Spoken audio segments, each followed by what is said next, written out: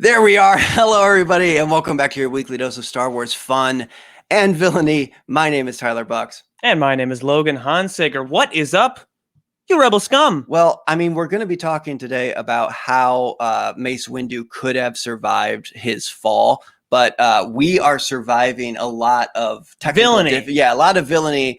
That's what's going on today. A lot of technical issues. If something's going wrong in the chat, let us know. Give us a F and give us a V for villainy if something wrong is happening in the chat. And an F for fun if you're having fun. If you're having fun, F's in the chat, which is we might be confused. Usually the different things. So yeah, we're going to be going over basically every single option of how Mace could have survived the fall, right? Right. I mean, we did a lot of research. We did a lot of planning and everything. A lot of what if watching. Oh my gosh, yeah. That's thrown around in our brains. I ask the question what if all the time, but that's more so of like a thing of feeling sad about myself. Yeah. You know what I mean? Right. Like what if? What if there wasn't a dog barking right now, you know? And it happened. And it came true. It came true. I see all the F's in the chat. Thank you very much, everybody, for the fun. So, now, is that fun or are we losing connection? Oh, no, I don't know. So let's jump into the first one here. Now, Logan and I, like I said, we did a bunch of research for this. So this is one of the ways that Mace could have survived the fall. Logan, I'm going to let you know. I think Guy Fieri, or Guy Fieri for people who don't know how to pronounce his name. Right. He is hosting an annual cook-off in Coruscant City when he hears a scuffle from above. And I'm guessing the scuffle from above is the whole fight between Mace and everything. You know, that's what I first saw in my mind's eye. And, you know, he loves Guy Fieri, he loves to make big food. You know, that's his whole shtick. He loves, giant sandwiches or giant pizza pies. That's how he says it. Pizza pie. So I'm guessing since he was in Coruscant, he was, of course, making those amazing Coruscant waffles. Oh, yeah.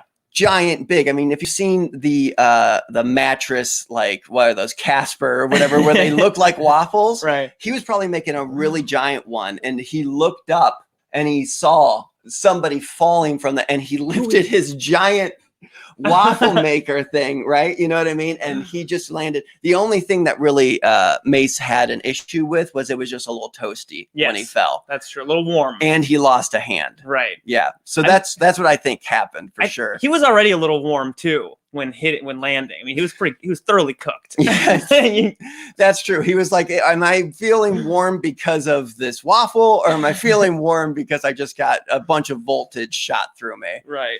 And Guy Fieri's a helper. We know he likes to help people. So maybe he would have put some syrup on him to cool him down, right on the wall. Is that what you want after you've had an electrical burn? It would be better than having nothing on it, I think. Just all that sugar seeping in to help the wounds. I mean, that's cleanliness right there. I'm terrified if you actually want to clean wounds that way. But Logan, what is your first one? Okay, so I have right here Anakin's ultimate enemy, sand. Unbeknownst to everyone involved, a posh senator was importing exotic sand for their garden, and a whole truck full of it was right under the window, and Mace fell safely. This just in. This isn't even like a speculation. Me, right? You are just saying that this is exactly what happened. This is exactly what happened. So, here's the thing about that: is I'm thinking sand. Oh, yeah? we know it's coarse.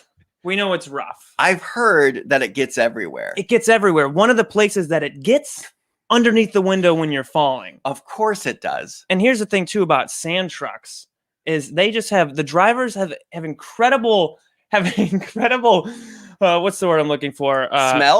Smell, but dexterity. Oh, yeah. They're used to, it's like you got to get your sand, you have a bed full of nothing essentially, and it's like you got to get it loaded up with sand, right? So you're backing up. Maybe the guy who's loading it, he had a late night the last night. He's got his coffee. He's kind of full on waffles. He's just kind of full on waffles. He's just kind of putting the sand everywhere. You got to be able to back that truck up and say, "No, get in the back of the truck, sand. Get in the back of this truck. No, you're not going anywhere." I also like that this driver talks to the sand. Yeah, he's really connected with the sand. I mean, that's why he got the job. Right, of course. His resume, he just wrote sand, and they were like, "This is our guy." This is a sand lover. He couldn't even drive at the time. That's why whenever I go to a job interview, I just write what the job is. Yeah, cooking.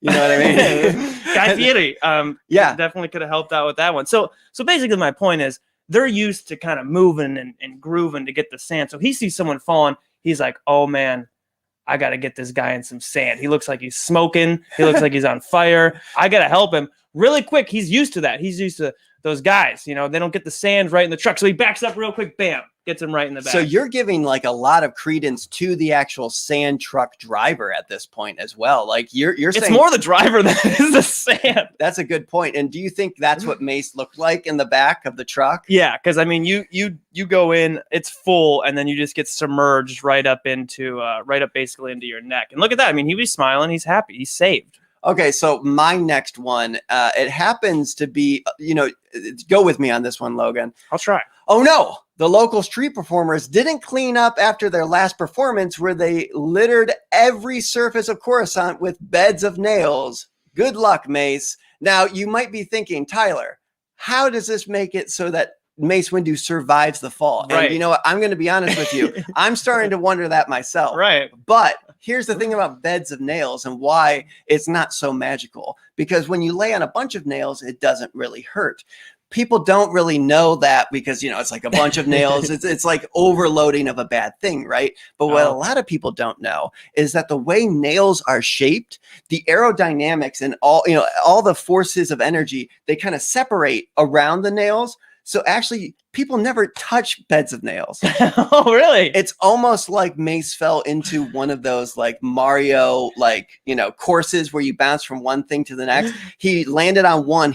The inertia and other scientific names of things bounced him from the one to the next, and he finally landed perfectly fine off of the nails. So they never actually pierced him. Everything was so spread out. It's just like boom, boom, and there was so many beds of nails because, again, they littered the city. Yeah. Every surface. He just kind of bounced around a bed of nails. Well, did you know that if you jumped through the center of the earth, like there was a hole, right? You would come out to like basically the same spot you were, and then you would fall back. And each time you fell, you would fall a shorter distance. So that's what happened. He bounced about the size of the window. He saw Anakin getting the name Vader and stuff. Exactly. He was like, that's crazy. And he fell back again. Yeah. And it just took him a little while until he finally. So like every time he bounced up, he got a little more of the glimpse into the scene of Anakin becoming Vader. Like he just got that much more disappointed. Exactly. He was like, I knew it. That's interesting. Yeah, I mean, it might not be my best theory of all time, but it's a theory. It's definitely a theory, and I mean, what's your next theory, though? So here's my next theory: is a giant inflatable severed head of Dooku.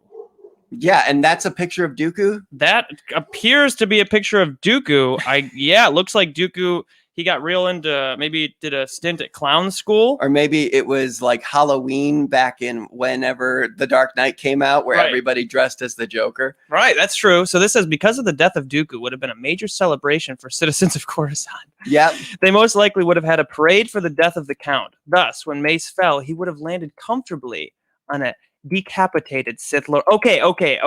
I'm getting this. A giant inflatable severed head of Dooku. So his head. So wait, like you came up with this theory and just now you're getting it. Okay, I'm understanding this. Wait, hold on. I know what I was writing here. Right. I definitely am not just reading this for the first time now. Okay, okay, I'm getting it. So Mace is flying out of the window. He's just had his hand cut off. He's getting zapped. He's getting thrown. Oh, no. But now below, we have a parade of people. Exactly. They're happy. They have Dooku's head. They're parading it around. Not the actual Dooku's head, but yeah. We don't know. Oh, that's a good point. We don't know. They could have, it's space. It's the future. Or is it far, far away and long ago? Probably the latter. Definitely the latter. We are told that every single movie. But yeah, I'm thinking they're definitely happy. They're throwing a little parade. Mm-hmm. That's the thing too, is no one ever gave a size of this head. Is it really big? Is it really small? Yeah. I'm going to go ahead and say it's exactly life size. It is exactly inch for inch of Dooku's. We have the chiseled. Don't cut yourself on his beard. Imagine that at like Macy's Thanksgiving Day Parade, if they just had the life-size versions, like they have Spider-Man, but it just looks like a man held by like 15 people with ropes. Like, get that guy down from there. as Mace is going out, he's like, oh, he looks out. Who does he see? Dooku. And he knows that's his escape. So he reaches out. With grabs what hand? With one hand. His one hand is one stub Yeah. and one hand. Maybe he does one of these things where it's like he just, you gotta try to get everything. So he catches it almost like a parachute. Basically. And then he just kind of plummets, and basically just Mary Poppins it right down into the parade of people. And the parade of people think it's like part of the whole show. Yeah. And they're cheering. They're like, woo! It's like the metaphor of bringing down Dooku. We brought him down. He was up here and now we So brought you're him saying down. there were some deep thinkers watching the parade too. It's like, oh, it's almost symbolic. The Jedi have taken down the head of Dooku. Well, and I think Mace was a deep thinker too. I mean, he's falling out of a window. He's about to die, but also he wants to prove a point. Right. He wants to make people believe in the Jedi. He wants to drive that home. So yeah, I think yeah, what if, What if, for sure. All right, so my next one here is kind of a long one, so you're going to have to follow me with this. All right, so not really too sure how Mace will survive this one. I haven't ever seen this movie, but this was my screensaver on my phone for a solid 6 months, so I thought it was appropriate. I assume the dog has all the brain power and memories of real-life Tim Allen, and he was on Home Improvement, so that's already a big win. Also, he can talk, and anyone will stop to help a dog. I mean, look at those eyes. So what I was kind of going for when I wrote that small novel. Yeah, it seemed like you wrote it. It was long, and I was really excited to read it off. But what I was thinking about when it came to this thing is Tim Allen, right? Right. He would have seen with those human eyes. With those eyes. With those human eyes, he would have seen somebody falling and wanted to help, right? And he would have looked up and went, huh? And he would have been like, listen, neighbor guy who's over the fence, I need to talk to you later. And he would have ran underneath Mace falling, right? Because that's, like I said, I haven't seen the movie. So I'm assuming this shaggy dog was insanely shaggy, right? Oh, yeah. So he knew if he just got under Mace falling, he wouldn't have had to do anything other than just be right there. And he would have just bounced off the shag.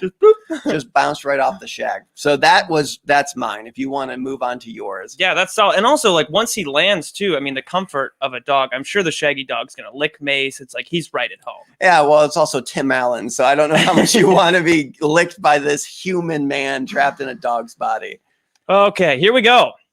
Next one. He just learned how to fly. And I'll read a little description. Welp. That's about it. He just flew. Pretty wild, right? I do think that's pretty wild. Seeing as Mace Windu never led on at any point in this whole series, at any point we've seen him, has never led on to being able to fly. So that's a point for Mace on being a little mysterious and keeping that in the dark from us. So basically how I'm envisioning this is it much like this picture you found? Yeah, I did. And I did find this picture. Definitely not a stock image. Nope.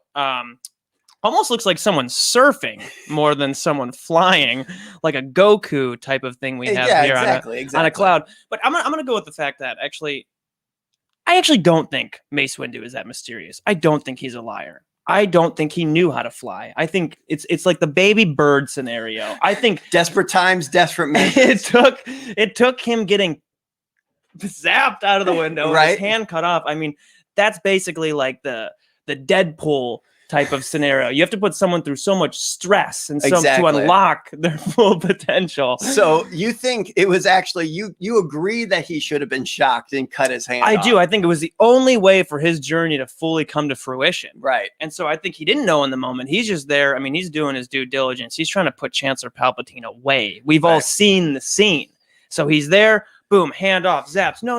He's out of the window. And then it's just like, wait a minute. Yo, I can fly. Like, why am I falling when I could be flying? That is a good, and then Tim Allen obviously down there, right? And then clouds spout from his feet. Oh yeah, he's like, I didn't know that this is how Jedi would fly, but apparently this is it. Yeah, clouds just shoot out, and he basically can just go wherever. His hand becomes basically a cloud, and yeah, he could shoot around. Like I said, and Tim Allen's down there, basically just giving him words of encouragement in this scenario. See, in this one where he can fly, the Yes. shaggy dog doesn't save him. It's like the butterfly effect thing. Well, I'm extremely excited about talking about this next one. So Coruscant's largest annual fireworks show is taking place today. And to show how much they love Chancellor Palpatine, the people display the fireworks right outside of the office window for him to see. So That's nice of them. I mean, obviously, what would happen when a firework display is happening right outside the window? A bunch of rockets are shooting off. Yeah. Okay. What is Mace very, very good at? Holding on to things. I mean, look at how diligent his hand was. It got his, cut off, but it still held on to the lightsaber. It's probably still holding on. That is called dedication, Yeah. people. That's something that millennials don't know about today. Am I right? You're right. Dedication. He could be dead. His And hand he's is still going to hold. patient. Dedication. Yes. And the thing is, so he's falling, right? And he sees something, a cylinder to grab onto again, and he's falling and he grabs onto it. He does his brain doesn't even think. No, it just reacts. He sees something long and rockety, and he just grabs that thing, right? Right. No, nothing. This is all in my head. So he grabs it, and it just takes him to basically the top, because it's only has enough power to lift himself, right, or lift the thing itself. True. So it takes him to basically the top of the roof, but at that point he's a little tired, he's a little betrayed, and he just kind of chills up there until episode 4. Oh, okay. Yeah, he kind of lives. You ever remember that like Pigeon Man episode of Hey Arnold, where the guy lived in an abandoned building just at the top with a bunch of pigeons? That's what Mace Windu turns into. That's interesting. Mace Windu it becomes all Pigeon Man. started with some fireworks being shot off. That's interesting. It almost like a gargoyle type of scenario too. Yes, exactly. He has there's a bunch of people up there. Yeah, everyone who's cheated death. Yeah, and the Zillo Beast is up there. Oh, that's Jar where it Jar. was. That's where he went. Darth Jar Jar. Darth Jar Jar. Yeah, exactly. So that's where everybody went. Logan, what's your final one that you have written down there? Okay, so this is definitely the one that I came up with out of my own head, Yep. and I'm not reading it for the first time. His severed hand broke his fall. So sure, that might sound far-fetched, but think about it. Obi-Wan fell about 5 stories in The Phantom Menace right on his shoulder, so any extra amount of padding should have done the trick. And that's true. And I think the picture you got here is an actual picture of what his hand would have looked like. Yeah. A little bit of a different skin color, but it probably would have been like that. A Jedi's whole body works together. So it's like, listen, I know I've fallen off, Right. but we're all good, man. I'm here for you. We're good. And clearly for this image, I will say, I didn't come up with this. It's a stock image, if you can't tell. And they definitely photoshopped the lightsaber out of his hand. That's true. There's no way to, you couldn't pry that thing out of his hand, but Exactly. regardless. So the severed hand, here's what I'm thinking. What are you thinking? Mace's severed hands. We've seen his hands do so many things in these movies. We've seen his hands. And not what we've seen in the movies. We've seen his hand cut, slice apart several Sith. We've seen him take apart Jedi. We've seen him take apart basically everything. Geonosian bugs. I'm not stalling for time. I was about to say that's one. You got one of those things we actually have seen. Regardless, we could fill in the blanks. I could twist your ear about it. I don't want. He doesn't want to go on about it. So here's what I'm thinking. Basically, I'm getting to the point of Mace's hands almost know what to do without even needing a brain to tell them what to do. Like we talked about, every part of a Jedi is. They works together. So even once it's off, bam, his hand is off. It's still grasping that lightsaber. But for a split second, it's like, you know what? This is important. Holding on to my duties is important. But you know what else is important? Letting go of those duties. Letting go. You're going to make me cry. Giving a thumbs up and falling so that we can reach the ground in time for Mace's whole body to just come right down on that hand. And obviously, the hand could not be saved. No, the hand could not be saved. He just smushed it. He obliterated. No bones left in that thing. There's just it's a train wreck. The bones left the building. Also, it's interesting that this hand is bleeding. Yeah, because I'm pretty sure that lightsabers cauterize wounds, don't they? This is a New Hope type of yes, exactly. type of lightsaber injury. So yeah, I think his hand. There's really no bones about it. It just knew what needed to be done. It was like, I can't wait around here holding on to my duty. No. That's over. I can't even use this anymore. What is my duty? My duty is to save Mace Windu. Yes. And exactly. so the hand just shot itself and down. he's detached. The hand has been detached, but he is still talking about Mace Windu in the third person. I got to save Mace Windu. Yeah, so elegantly. Also, I want to point out there is no size reference in this picture. So, I mean, for all we know, his hand, as soon as the blood and everything, the air hits, I mean, that thing could just blow up huge. I mean, he could have really had a nice It could have gotten cushion. an air pocket hit as it fell to the ground. Yeah, I don't know how veins work. You know, this is all far, far away. Okay, so here's my last one. This is one that I really wanted to save for the last because I really truly believe in it. Here's my number 5. Boba Fett is an adult form. Let me reset because I really believe in this. You don't know your lines. Boba Fett is in adult form and just got randomly transported to Coruscant right as Mace is flying out of the window. So interesting. This is I mean, it's very much like the Marvel what if scenario. It's like, what if we just came up with anything? Yeah. So I know you love Boba Fett. So. Boba Fett is great. I have to say that because he's right behind me here, but with a gun pointing. Gun pointing right at me. But here's the thing.